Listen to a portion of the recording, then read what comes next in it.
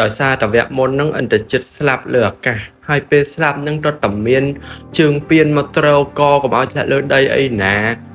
ឥឡូវវគ្គនេះមកមើលទាំងអស់គ្នាថាមូលហេតុអីបានឥន្ទ្រជិតត្រូវតែងាប់លើអាកាសអត់ព្រមងាប់ក្រោមដីទសកណ្ណហ្នឹងមានកូនប្រុសម្នាក់ឈ្មោះរណបក្សកើតមកមានរាងកាយពណ៌ខៀវដូចខ្លួនឯងអញ្ចឹងដល់ពេលកូនហ្នឹងចាប់ផ្ដើមធំបន្តិចទៅក៏យកកូនហ្នឹងទៅរៀនជាមួយនឹងគ្រូដែលជាគ្រូរបស់ខ្លួនឯងបន្ទាប់ពីគ្រូរបស់ទសកណ្ណបានបរៀនកូនរបស់ទសកណ្ណហ្នឹងរណបក្សហ្នឹងបានបរៀនហើយក៏មានអារម្មណ៍ថាកូននឹងឆ្លាតថាប៉កែឲ្យដងមានគំនិតដូចឪអញ្ចឹងឆ្លាតប៉កែក្លាហានខ្លាំងក្លាហ៊ានឆាប់ចេះឆាប់ចាំអីចឹងទៅដោយសារតែចិត្តនឹងមានបំណងល្អជាមួយនឹងសិស្សប្រាប់សិស្សថាសិស្សចេះត្រឹមប៉ុណ្ណឹងវាអត់ទាន់ល្អ perfect ទេបើចង់ឲ្យខ្លាំងជាងទៀតយើងត្រូវតាំងសិលធ្វើម៉េចឲ្យមហាអតិទេពទាំង3អង្គមកប្រទានពរឲ្យយើងនឹងមានព្រះនរាយណ៍ព្រះឥសូរហើយនិងព្រះព្រហ្មឲ្យមហាទេពទាំង3អង្គហ្នឹងមកប្រទានពរឲ្យយើងអាហ្នឹងទើបយើងខ្លាំងប្រាប់សិស្សពីវិធីតាំងសិលហ្នឹងរណបក្សហ្នឹងក៏ព្យាយាមតាំងសិលព្យាយាមតមបាយតមអាហារតមទឹករហូតអស់រយៈពេល7ឆ្នាំ7ខែ7ថ្ងៃទើបរៀបថាដល់កម្រិតកំពូលដែលថាមហាទេពឃើញណាទើបមហាទេពទាំង3អង្គហ្នឹងព្រះឥសូរព្រះព្រហ្មហើយនិងព្រះនរាយណ៍ចុះមកឲ្យពរសួរថាព្យាយាមតាំងសិលរាល់ថ្ងៃហ្នឹងអត់បាយអត់ទឹកហ្នឹងគឺមូលហេតុអីចង់បានអីរណបក្សហ្នឹងក៏គេឆ្លាតអីគេថាស្រ័យតែព្រះអង្គទេព្រះអង្គចេញប្រទានអីក៏បានដែរព្រះសិវៈហ្នឹងក៏ប្រទានព្រួញឬថាព្រួញបាញ់ឲ្យមានអីនេះព្រួញរបស់ព្រះសិវៈឈ្មោះអីខ្ញុំចាំអត់បានទេប្រទានព្រួញឲ្យរណបក្សហ្នឹងដល់ពេលព្រះព្រហ្ម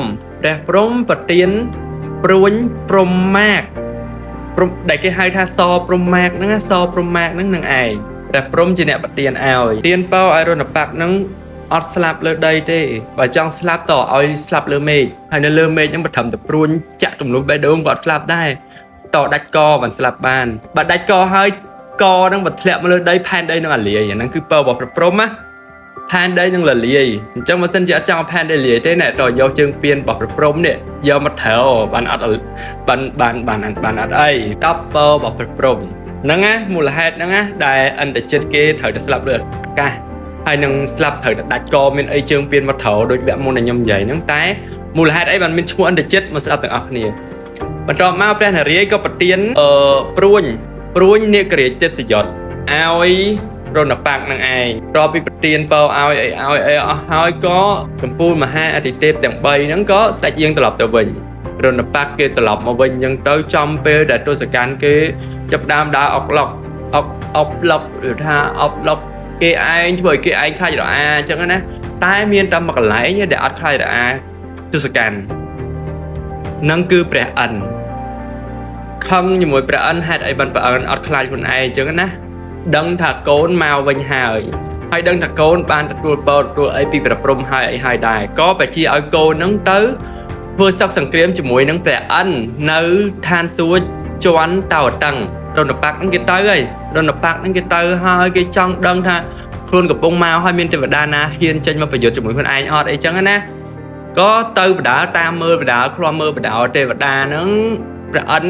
ក៏អត់មានព្រមណាអត់មានខ្លាចណាក៏សម្រេចចិត្តថាចេញមកប្រយុទ្ធជាមួយក្នុងអំឡុងពេលដែលចេញមកហ្នឹងមានប្រភ្នូដល់ព្រះអិនហ្នឹងច្រើនយ៉ាងមែនតើឧទាហរណ៍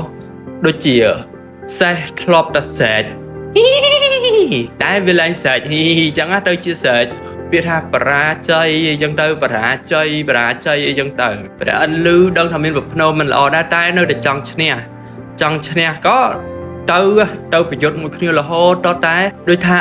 រណបក្សគេបាញ់ព្រួញមកកំទេចកន្លែងព្រះអិនអតេសេះរបស់ព្រះអិនចឹងទៅព្រះអិនក៏ផ្លោងពីលើអតេសេះហើយក៏រត់បាត់ចឹងទៅឯកងចាក់របស់ព្រះអិនហ្នឹងក៏ធ្លាក់នៅហ្នឹងអន្តរជាតិហ្នឹងក៏យកកងចាក់ហ្នឹងយកមកអួតឪពុកនៅក្រុងលង្កាយកមកអួតឪចឹងទៅឪហ្នឹងដឹងតែកូនយកឈ្នះព្រះអិនបានហើយក៏បដូរឈ្មោះរណបក្សហ្នឹងបដូរឈ្មោះពីឈ្មោះរណបក្សទៅជាអន្តរជាតិបានន័យថា